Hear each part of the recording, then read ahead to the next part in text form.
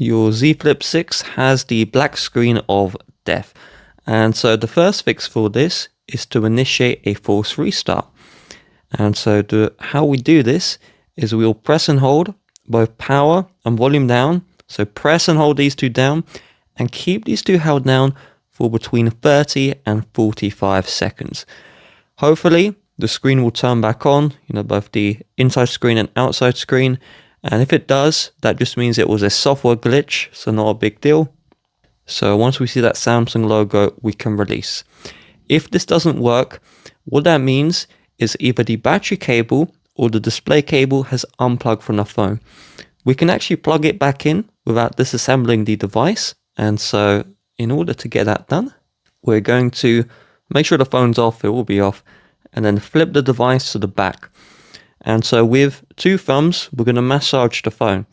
So we're just going to press and hold from this part here, press and hold on the screen. And we're just going to do this for the entire back of the phone. Add maximum force while you do this. So push as hard as you can. And we'll just repeat this for the entire back like that. And then we'll do the same for this part of the screen. Just press and hold as hard as you can. You won't break the phone while doing this, so nothing to worry about. I'll just repeat this one. And so if you hear a loud click, that is a great sign. That is meaning that the cable that was unplugged is now clicked back in. If not, while resting the phone on like a table, make sure it's not like a gravelly table or whatever.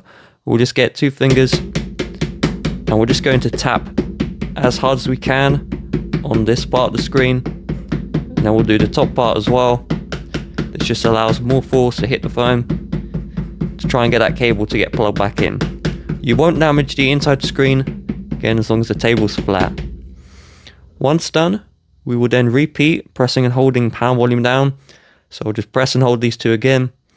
And so you may need to do this for 30 to 45 seconds.